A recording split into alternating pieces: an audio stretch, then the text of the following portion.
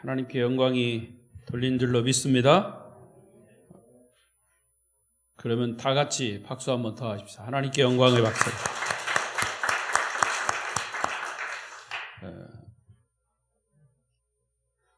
찬양은 곡이 붙은 기도라고 했습니다. 찬양도 우리가 하나님께 기도하는 마음으로 할 때 하는 사람이나 듣는 사람이나 다 은혜가 되는 줄로 믿습니다.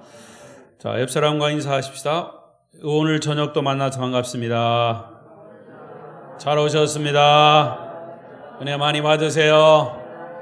자, 감고사주 감사합니다. 고맙습니다. 사랑합니다. 축복합니다.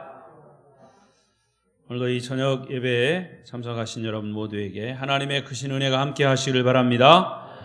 비대면 영상으로 하시는 분들도 말씀을 끝까지 잘 들으시고 그 말씀 속의 진리를 깨우치고 또 그 속에 하나님의 큰 은혜가 임하시기를 바랍니다.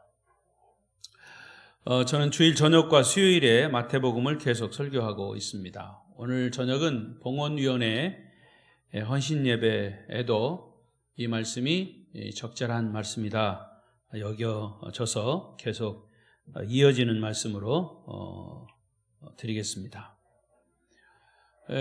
그리고 이따 말씀 끝에도 혹시 있을지 모르는데 제가 잊어버릴까 봐 말씀을 드리는데요. 지금 이제 기도하시는 권사님도 기도하셨지만은 이 봉헌이라는 것은 대개 이제 교회 건축을 하고 거기에 건축할 때 빚을 다 갚고 나서 완벽하게 이제 준비가 됐을 때 교회 봉헌 예배를 드린다라고 일반적으로 생각합니다. 근데 사실은 그건 이제 기존에 가지고 있었던 우리의 생각들이고요. 많이 이제 그게 꼭 답은 아니에요. 왜냐하면 빚이 있죠. 빚이 교회를 지을 때 빚이 있지만 그 빚은 계속 갚아가면서 결국에는 이제 나중에는 갚게 되죠. 그런데 교회 건물은 완벽하게 지어졌습니다. 지금 몇 년 됐어요? 교회 지은지?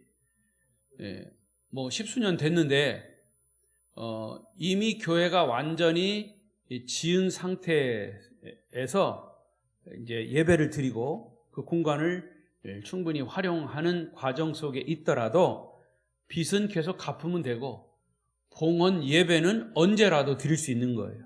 여러분 오해하지 마세요. 그러니까 빚을 다 갚아야 봉헌 예배를 드린다. 그건 아니다 그 말이에요.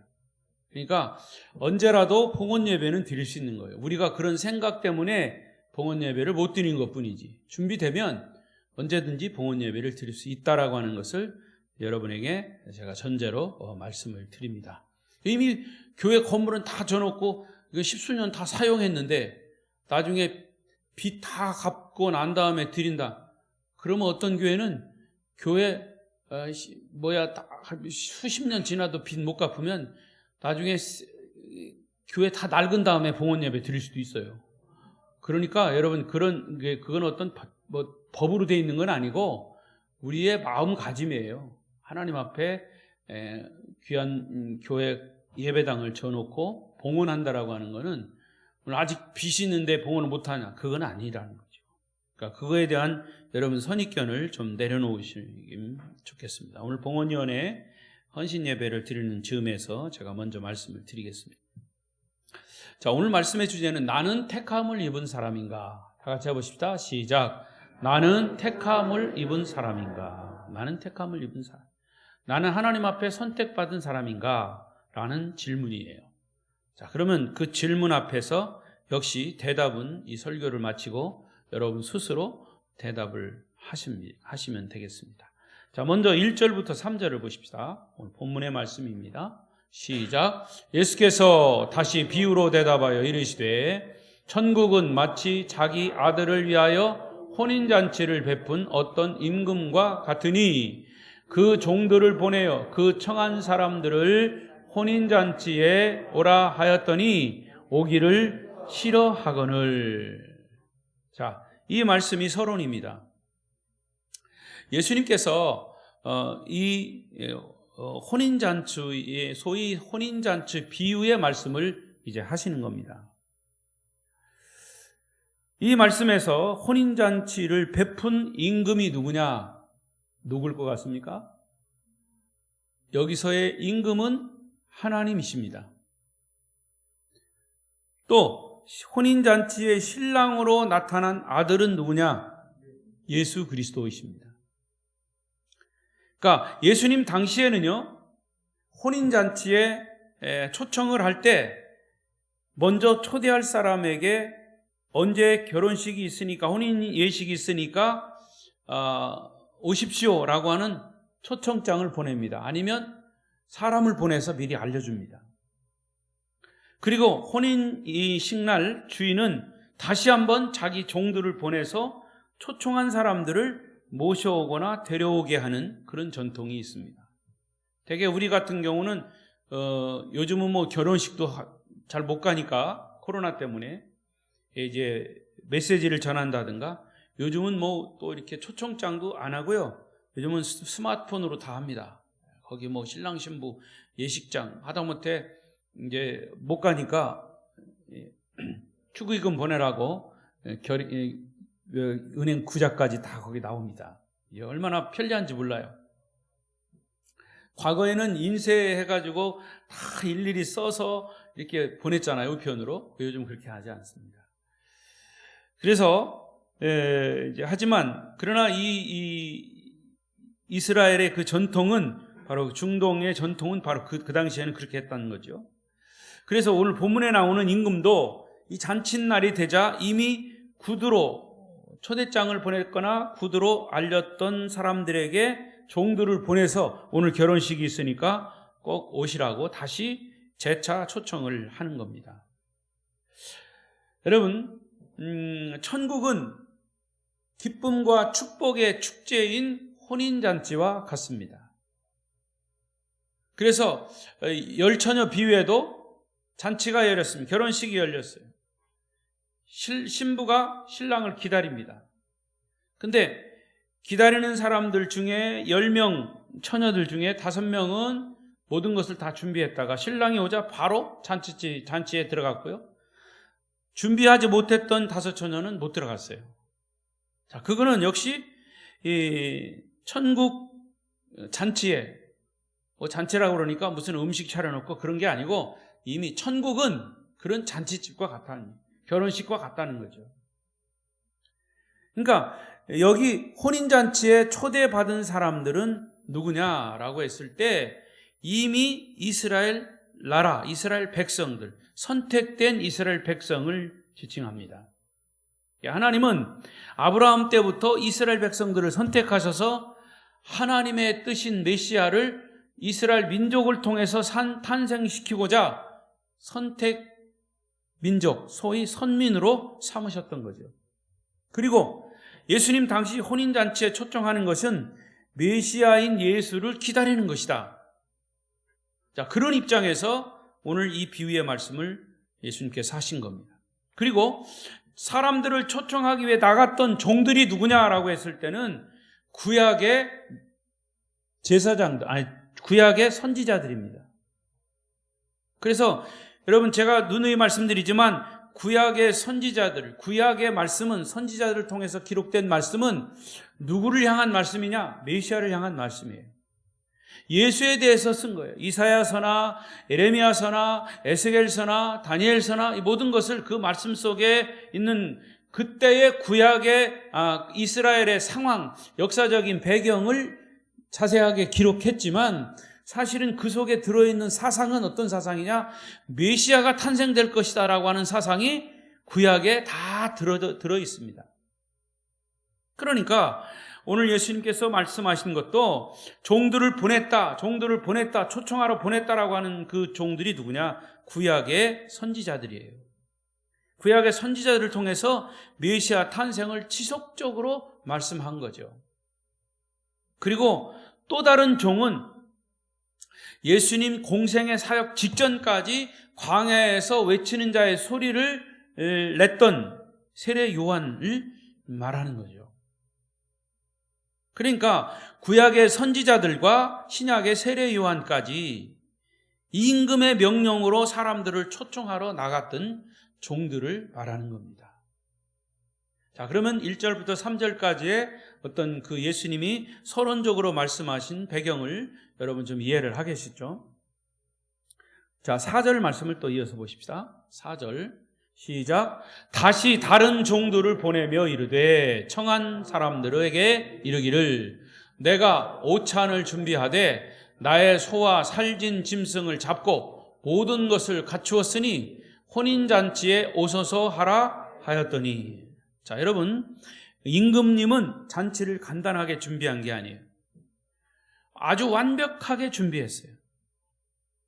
자, 잔치를 준비한 것을 요한복음 14장 3절에는 어떻게 말씀했을까요? 또 읽습니다. 시작. 가서 너희를 위하여 거처를 예비하면 내가 다시 와서 너희를 내게로 영접하여 나 있는 곳에 너희도 있게 하리라. 예수님 말씀하신 거예요. 그러니까 천국을 완벽하게 준비했다는 거죠. 그래서 예수님이 가셔서 천국을 다 준비해 놓고 다시 와서 너희를 내게로 영접하여 나 있는 곳에 너희를 있게 하겠다 그랬어요. 이런 준비된 곳이 하나님의 나라 천국입니다. 자, 이제 완전하게 준비된 천국, 그 잔치에 오기만 하면 되는 거예요. 자, 그런데 어찌된 일인지 사람들은 임금이 보낸 종들을 보지도 않고 거절하고 죽이고 흉악한 짓을 했습니다. 그런데 그들이 거절한 이유가 또 나옵니다. 5절 6절 본문 5절 6절 읽습니다. 시작. 돌아오지 보지도 않고 한 사람은 자기 밭으로 한 사람은 자기 사업하러 가고 그 남은 자들은 종들을 잡아 모욕하고 죽이니. 천국에 초대받은 사람들의 영적인 상태를 여기서 이 문장 속에서 보여주고 있는 거예요. 천국에 초대받은 사람의 상태, 더욱이 영적 상태입니다. 자, 그러면 좀 더 구체적으로 살펴보겠습니다. 이 초대받은 사람들은 그들은 임금님의 초청을 귀하게 여기지 않았습니다. 하나님이 베푸신 구원의 잔치를 귀하게 여기지 않은 겁니다. 실제로 그들은 하나님의 종들의 예언을 무시했어요. 이사야 선지자들의 외침도 귀를 막고 듣지 않았습니다. 마음을 닫고 아주 강팍하게 행했습니다. 처음에는 하나님을 섬기다가 나중에는 하나님 대신 우상을 하나님으로 대신하고 우상 숭배를 했고 하나님을 배신했습니다. 하나님보다는 현실 삶이 더 좋고 눈에 보이지 않는 영적인 것보다는 눈에 보이는 물질적인 축복이 더 좋았던 거죠. 구약이나 지금이나 마찬가지예요. 여러분, 예수 믿는 사람들이 복음을 전합니다. 예수 믿으세요. 예수 믿어. 예수 믿어야 돼. 예수 믿어 구원받아. 또 우리 교회 한번 꼭 나와봐. 이렇게 전도를 합니다. 그러나 사람들은 그 말에 좀처럼 귀를 기울이지 않습니다. 그리고 뭐라고 얘기합니까? 요즘은 교회 가면 떡이 나오냐, 밥이 나오냐 그런 얘기는 안 해요. 실제로 떡 나오고 밥 나오니까 그런 얘기는 안 하고 되게 믿지 않는 사람에게 복음 전하면 어떤 반응이 옵니까? 교회도 별 수 없더라야. 교회 목사가 어떻고 교회도 어쩌고저쩌고. 그러니까 교회 자기들이 보여지는 그 현상을 보고 교회를 비난합니다. 그리고 또 한 가지는 자기가 과거에 교회 나갔다가 상처받은 것 때문에 교회 안 나오는 사람들이 많아요. 그러면서 그런 얘기를 끄집어냅니다. 난 누구 때문에 상처받고 교회는 안 나간다고. 그래서 나는 절로 갔다고. 절로 갔다고. 나중에 보니까 진짜 절로 갔더라고요. 여러분, 그러니까 그 사람들의 말은 좀처럼 우리의 복음을 듣지 않습니다. 오히려 눈살을 찌푸리면서 제발 나한테 그런 소리 하지 말라고 아예 시끄럽다고 얘기합니다. 또 예수쟁이 또 잔소리한다고 말합니다. 천국 잔치에 초청하는 말을 대수롭지 않게 여긴다 그 말이에요. 그래, 그들은 이 초청이 얼마나 귀한 것인지 미처 깨닫지 못한 거죠. 그러니까 깨닫고 아는 사람들은 답답한 거죠. 여러분, 이 세상에는 많은 초청이 있어요. 많은 초청이 있죠. 그러나 오늘 여기 베푼 천국 혼인잔치의 초청은 우리의 인생의 운명을 좌우하는 초청이에요. 생과 사를 좌우하는 초청이라죠. 천국과 지옥을 좌우하는 초청이에요. 이 초청, 이 심각한 초청을 모른다고 말입니다. 이 천국의 초청은 우리 인생의 영원히 사는 영생, 영원히 망하는 영멸을 결정하는 아주 중요한 초청입니다. 그럼에도 불구하고 저와 여러분은 이것을 초청해야 할 사명을 가진 자입니다. 초청하는 사명자로서의 사명을 다하시기를 바랍니다. 두 번째는 이 거절한 사람들은 천국보다 현실이 더 중요했기 때문에 초청을 거절했어요. 자, 거기 몇 사람이 나오죠? 첫 번째 사람 거절한 이유는 뭐라고 그래요? 자기 밭에 가서 농사 짓는 일 때문이었다 그랬어요. 여러분, 농사 물론 아무 때나 짓는 거 아닙니다. 때를 따라 밭을 갈고 씨를 뿌리고 거름을 줘야 하고 추수 때가 되면 열매를 거두어야 합니다. 사실 농사 짓는 사람이 농사일을 게을리하면 농사를 망치게 되는 거죠. 다 때가 있으니까. 생업은 우리가 이 세상을 살아가는 현실에서 결단코 등한히 할 수 없는 중요한 일입니다. 그렇죠? 여러분, 직장도 그렇고 여러분 일상생활, 돈 버는 일, 그거 먹고 살아야 되니까요. 그거 굉장히 중요합니다. 그러나 여러분, 여기 있는 사람, 이 사람도 자기 직업보다 더 중요한 영적인 영혼의 문제가 있다는 사실을 몰란 거죠. 여러분, 이 세상의 모든 사람들이 그렇습니다. 사실은 우리가 눈앞에 있는 것, 먹고 사는 것, 정말 입에 풀칠해야 되니까 뭐 이런 것 때문에, 일상생활 때문에 미처 영적인 것을 생각하지 않아요. 여러분, 간단하게 생각하십시다. 우리의 사람은 뭘로 되어 있습니까? 영과 육으로 되어 있어요. 육신이 있는 건 영혼이 살아있기 때문에, 정신이 살아있기 때문에 있는 거예요. 만약에 정신이 나가버리면 우리 육신이 없는 거예요. 그래서 사람들이 엉뚱한 소리 할 때 뭐라고 얘기합니까? 저 사람 정신 나간 소리 하네? 그러잖아요.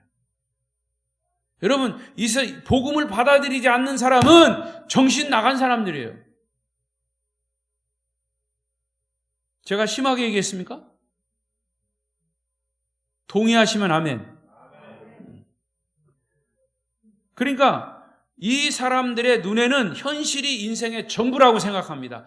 또 눈에 보이지 않는 영적인 것은 눈에 보이지 않으니까 심각성을 몰라요. 여러분 너무 잘할 거예요. 요즘 뭐 유튜브가 너무 많이 나오니까. 여러분, 암이라는 것은요, 이 증상이 안 나타나잖아요. 증상이. 그게 제일 무서운 겁니다, 사실.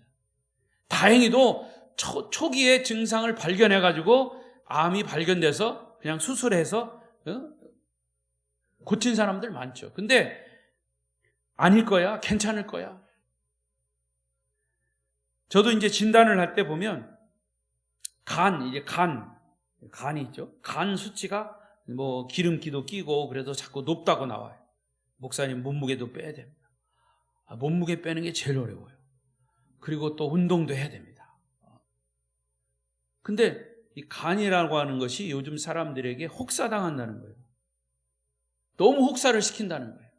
술 많이 먹는 사람들, 또 이런 무슨 영양제, 무슨 즙, 뭐 이런 것들이 막 해서 간이 그거 다 막 이 걸르기에 막 너무 혹사를 당해가지고, 그런데 그 간이 이제 조금 혹사당하고 이상이 생기면 아무런 증상이 별로 없는 거예요.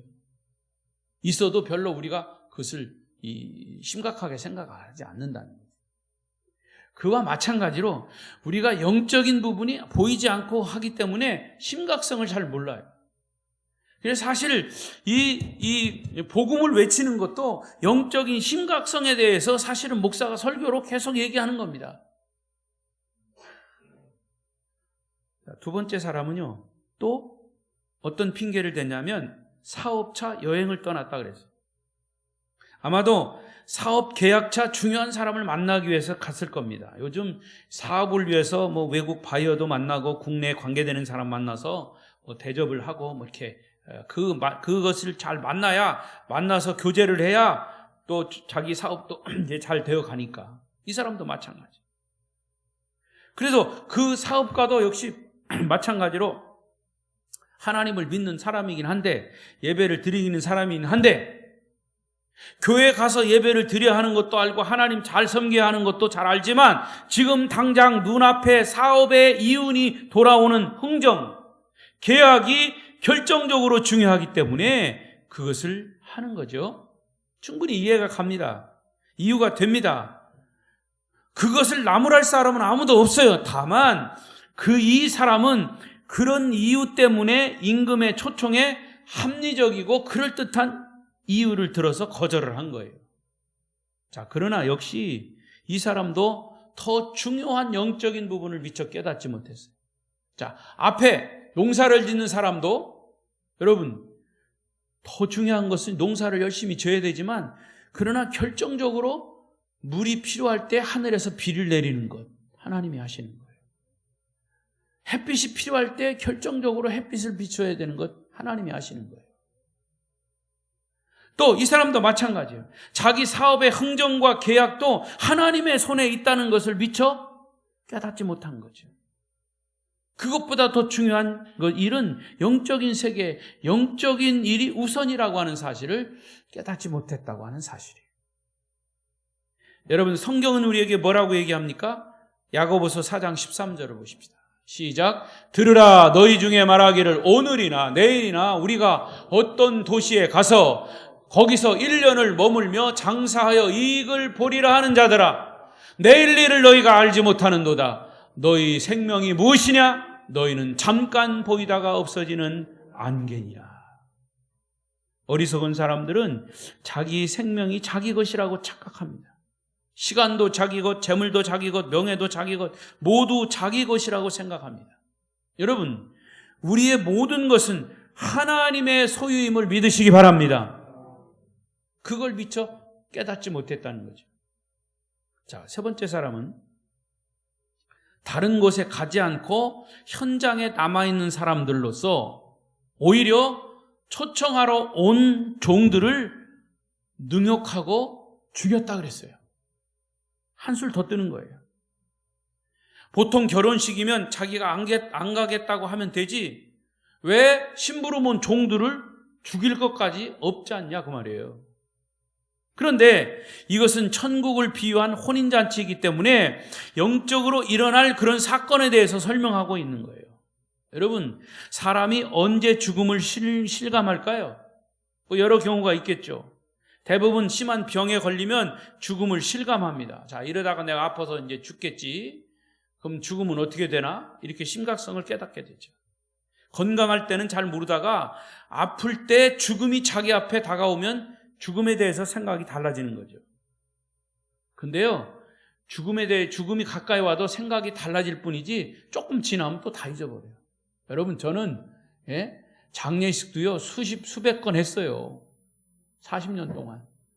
근데 장례식 치를 때는 정말 심각해요. 목사조차도 심각해요. 근데 그것도 지나가면 또 잠깐 잊어버려요. 또 그게 사람이라고 말이에요. 건강할 때는 모르다가 아플 때 죽음이 자기 앞에 가까이 오면 생각이 달라지는 거죠. 그때는 사실은 그동안 벌어놓은 돈, 쌓아놓은 명예, 자식, 아무런 의미가 없어지는 거예요. 사실 죽음 앞에서는. 이런 현실 앞에 서면 지금까지 성공 위주로 달려온 인생의 가치관까지도 달라지는 거예요. 여러분은 과연 인생을 살면서 무엇이 중요하다고 생각하십니까? 육체가 중요합니까? 영혼이 중요합니까? 보이는 현실이 중요합니까? 영원히 사는 영생이 중요합니까? 많은 사람보다, 영혼보다는 많은 사람들이 당장 눈앞에 있는 어떤 육체가 중요하다고 생각하며 살기 때문에 이런 천국 잔치, 영적인 것, 이런 것은 자꾸 뒤로 미뤄지는 거죠. 그렇다면 여러분의 영혼은 잘 준비되어 있습니까? 실제로 불교 믿는 시어머니 밑에서 예수 믿는 며느리가 고통당하는 것은 현실이에요. 물질에 빠져있는 남편 앞에서 눈물로 전도하는 아내들이 많이 있는 것도 잘 알고 있어요. 남편에게 내가 무엇이든지 다 할 테니까 제발 교회만 나가달라고 애원하는 그런 아내들도 있어요. 아무리 하소연해도 남편은 바위같이 움직이지 않고 아주 핍박까지 합니다. 예수 믿으려면 이혼하자고 하는 그런 남편도 있을 거예요. 어떤 나라는 아직도 예수 믿으면 감옥에 갑니다. 예수 전하다가 죽는 수도 있어요. 자, 이런 것들을 볼 때 종들을 능욕하고 죽였다는 사실은 얼마든지 가능한 일이죠. 예수님의 비유 속에서. 여러분, 사실 이 혼인잔치는 임금님이나 신랑을 위한 잔치가 아니에요. 오히려 이 혼인잔치는, 천국잔치는 누구를 위한 것이냐? 초대받은 사람들을 위한 것이에요. 그래서 잔치를 차려놓고 초대를 했는데 초대받은 사람이 안 오니까 아무런 의미가 없는 거죠. 다시 말하면 하나님이 저와 여러분을 위해서 이런 천국잔치를 준비한 것으로 믿으시기 바랍니다. 그럼 이 축제를 위해서 임금은 어떤 희생이라도 치렀어요. 대가를 치렀어요. 오히려. 그것이 뭐냐? 예수의 십자가와 죽음이에요. 부활이에요. 그러나 유감스럽게 이 영적인 사실을 깨닫지 못하고 거절할 뿐 아니라 예수를 마지막으로 보낸 종까지 죽이고 능욕한 거예요. 그래서 이런 사실을 안 임금은 분노하셔서 두 가지 태도를 취하셨어요. 그게 첫 번째 태도는 7절 8절이에요. 7절 8절 읽습니다. 시작.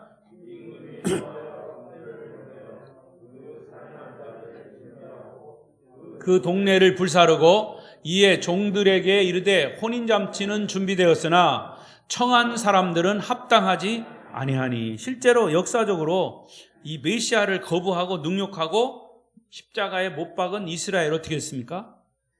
AD 70년, 주 70년에 로마 군대에 돌 하나 돌 위에 남지 않고 다 멸망했어요. 이게 하나님의 천국잔치에 초청했던 분노예요. 이스라엘 백성들을 선택했지만 그들이 예수를 거부했죠. 하나님의 은혜에 대한 거부는 무엇으로 나타나냐? 심판으로 나타나는 거예요. 그래서 사도행전 16장 31절 저기 있잖아요. 저기 읽어보십시오. 오늘 금년에 우리 표 시작. 주 예수를 믿으라. 그리하면 너와 내 집이 구원을 얻으리라.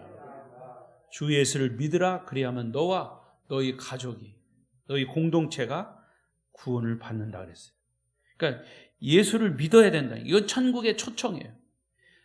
천국 초청에 우리는 지체하지 말고 응해야 합니다. 돈 버는 일 때문에, 사업 때문에, 시집가고 장가가는 일 때문에 핑계 삼아서 더 중요한 영적 일을 뒤로 미뤄서는 안 된다는 거죠. 하나님 나라의 초청에 우선 응답해야 이 초청은 우리의 영혼을 결정하는 아주 중요한 결정이죠.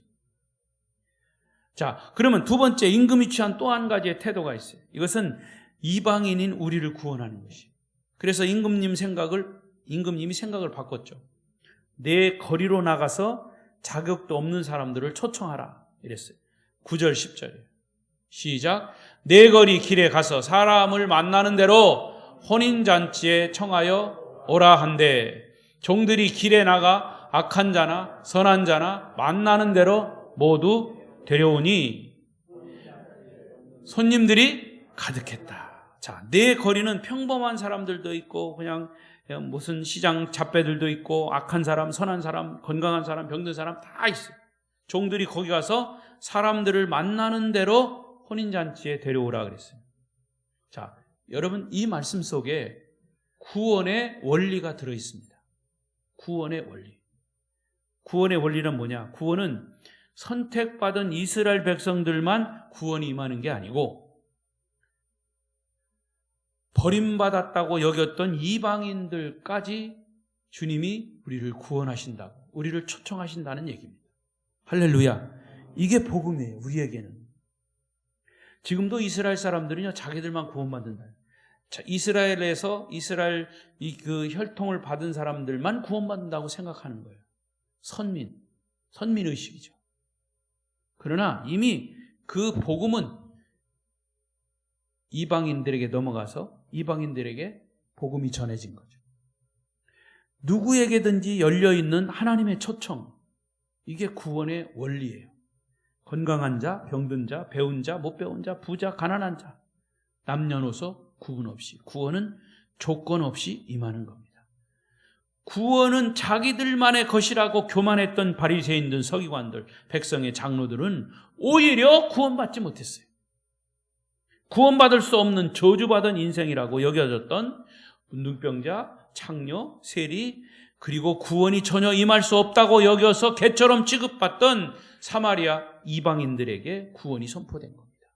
주님은 바로 그 말씀을 하고 계세요. 예수 그리스도를 구세주로 영접하는 모든 사람에게 구원이 선포된 줄로 믿습니다. 그 다음에 또 하나, 구원의 원리 두 번째는 의롭고 선한 사람뿐 아니라 악하고 죄 많은 사람들도 구원이 임하는 거예요. 바리새인들, 선택받은 선민들이 생각했던 착하고 선하고 율법을 지키는 자기들만 구원받는다고 생각하는 게 아니고 오히려 구원이 임하지 않을 것 같은 죄 많은 사람, 그런 사람들에게도 구원이 임한다는 것이 구원의 평등성입니다. 건강한 사람에게는 의사가 필요 없고 병든 자에게라야 의사가 필요하듯이 자기가 의롭고 거룩하다고 생각하는 사람에게는 구원이 필요 없다고 주님 말씀하셨어요. 그래서 사도 바울도 자기가 고백하기를 나는 죄 중에 태어난 사람이다. 나는 죄인 중에 괴수로 태어난 사람이다. 나는 행하는 것마다 죄밖에 없다. 나는 죄로 말미암아 고민하는 사람이다. 오라, 나는 곤고한 사람이로다. 이 사망의 몸에서 누가 나를 건져내랴. 사도 바울의 고백이에요.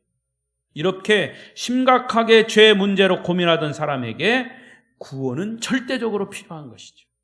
오늘 본문에 악한 사람들이 회개하고 선하게 된 이후에 잔치에 참석했습니까?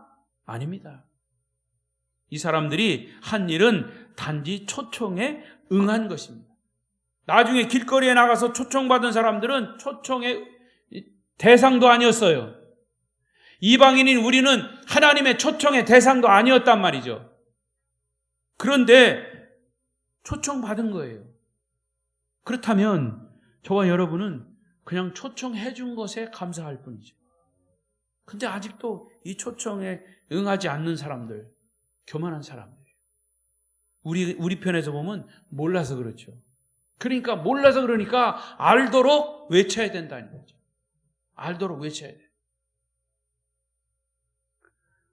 요즘 제가 서재에서 이렇게 말씀 보고 책 보고 있으면 스피커로 막 누구 찍으라고 막 해가지고 아주 기가 따가워 죽었어. 다 알고 있는데 그냥 계속 얘기하니까.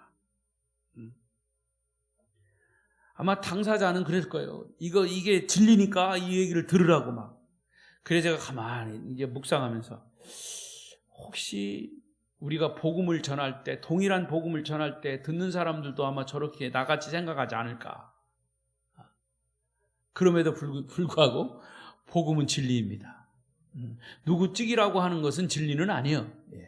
이 사람이 생각하면 진리고 저 사람이 생각하면 진리가 아닐 수 있는데 우리의 복음은, 예수 그리스도의 복음은 진리입니다. 진리를 우리가 전하고 그 진리를 듣도록 우리 아름다운 교회가 사명을 다해야 할 줄로 믿습니다. 여러분, 이 사람들이 한 일은 초청에 응한 거예요. 저와 여러분은 초청에 응한 거예요. 그래서 성경에 나오는 구원받은 수많은 사람들 보세요.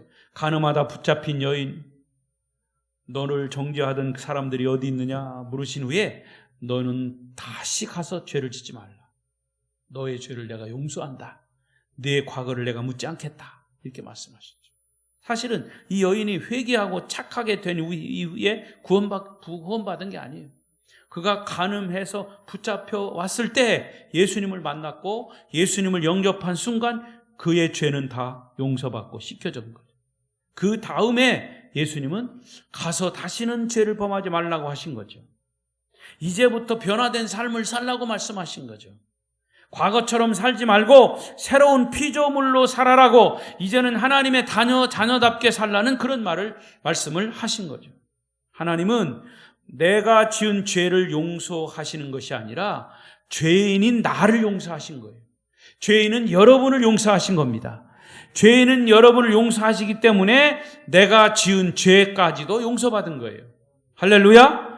하나님은 바로 죄인인 여러분에게 관심이 있는 거예요. 그러니까 여러분이 지은 죄는 우리가 고백하고 자백하고 하면 미쁘시고 의로우사 우리의 죄는 용서되는 거예요. 중요한 건 그 사람이죠. 죄는 미워하되 사람은 미워하지 말라고 그랬죠. 허물과 죄로 죽었던 이미 지옥의 자식이었던 우리를 하나님이 먼저 사랑하셔서 구원하신 줄로 믿습니다. 이게 구원의 원리예요. 마지막 구원의 원리 세 번째는 여러분 그렇다고 구원이 지금 이 땅에서 완성된 것은 아니에요. 이거 굉장히 중요한 이제 신학적인 부분인데요. 예수 그리스도의 의의 옷을 입어야 완성이 되는 거예요. 당시 초청받은 사람들이 결혼식장에 들어갈 때는 주인이 예복을 준비해서 입히게 되어 있습니다. 그래서 그 예복을 입은 사람들만이 거기에 들어올 수 있는 거예요. 자, 11절 13절입니다. 시작. 임금이 손님들을 보러 들어올세 거기서 예복을 입지 않은 한 사람을 보고 이르되 친구여 어찌하여 예복을 입지 않고 여기에 들어왔느냐 하니 그가 아무 말도 못하거늘 임금이 사환들에게 말하되 그 손발을 묶고 바깥 어두운 데 내 던지라 거기서 슬피 울며 이를 갈게 되리라 하니라. 자, 이 예복은 어떤 예복이에요? 예수 그리스도의 의의 옷, 보혈의 옷입니다. 일반적으로 죄인은 곧바로 하나님을 만날 수가 없어요. 누구를 통과해야 되냐? 예수 그리스도의 십자가의 피로 말미암아 우리가 깨끗하게 되었을 때 하나님을 만날 수 있는 거예요. 그래서 예수님을 중보자라고 그랬죠. 이 예복을, 의의 예복을 입지 않은 자는 천국에 들어갈 수가 없는 겁니다. 주인이 마련한 옷을 보고 야, 이까짓 것 안 입어도 더 나는 더 좋은 내 옷을 입고 들어가겠어 하면서 자기의 의의를 자랑하거나 자기 자존심을 내세우고 불순종한 사람은 이런 꼴이 되는 거예요. 주인이 와서 그의 손발을 묶고 어두운 데로 내쫓는다 그랬어요. 그러니까 예수를 통하지 않고서는 우리가 천국에 이를 수가 없는 거죠. 아멘? 아멘? 아멘? 자, 그래서 14절, 마지막 14절을 보세요. 시작. 청함을 받은 자는 많되 택함을 입은 자는 적으니라. 그래서 오늘 설교 제목이 뭐라고요? 나는 택함 받은 사람인가? 우리는 주님의 초청을 다 받은 자들이에요. 청함을 받은 사람은 많아요. 그러나 택함 받은 자는, 택함 입은 자는 적다 그랬어요. 그럼 택함을 입은 자는 누구냐? 예수 그리스도의 보혈로 죄를 용서받고 예수님의 십자가와 부활을 확신하는 자. 할렐루야! 오늘 헌신을 다짐하는 봉헌위원회 또 회원 여러분, 우리 성도 여러분, 여러분들은 지금까지 우리 아름다운 교회가 건강하게 세워지기까지 수고와 헌신과 희생을 아끼지 않은 분들입니다. 이렇게 헌신과 희생을 한 이유가 무엇입니까? 그것은 우리가 주님의 은혜로 구원받았기 때문이에요. 다른 이유 있습니까?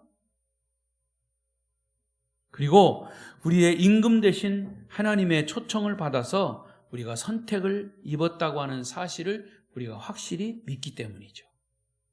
할렐루야! 여러분의 희생과 헌신은 결코 하나님 나라에서 헛되지 않을 것이고 하나님 나라의 상급으로 쌓여질 것입니다. 그리고 앞으로의 헌신과 희생도 우리가 하나님 나라 갈 때까지 멈추지 마십시오. 주님은 우리에게 이렇게 약속을 하셨습니다. 마태복음 6장 19절 시작. 너희를 위하여 보물을 땅에 쌓아두지 말라. 거기는 좀과 동록이 해하며 도둑이 구멍을 뚫고 도둑질하느니라. 오직 너희를 위하여 보물을 하늘에 쌓아두라. 거기는 좀이나 동록이 해하지 못하며 도둑이 구멍을 뚫지도 못하고 도둑질도 못하느니라. 여기 19절에 뭐라고 그랬습니까? 너희의 재물을 이 땅에 쌓아두지 말라. 여기서 말하는 재물은 꼭 어떤 돈을 말하는 게 아니에요. 우리의 헌신과 우리의 희생, 하나님 앞에서의 충성됨, 이 모든 것을 통틀어서 말하는 거죠. 이것은 너희를 위하여 하늘에 쌓는 것이다. 결코 하나님은 그 헌신과 희생을 헛되이 보지 않으십니다. 바로 이 마태복음 6장 19절 21절의 말씀이 바로 여러분과 저와 여러분, 특히 봉헌위원회에서 하나님 앞에 물질로 헌신하는 여러분 모두의 축복의 말씀이 되시기를 주님의 이름으로 축원합니다. 축원합니다. 기도하겠습니다.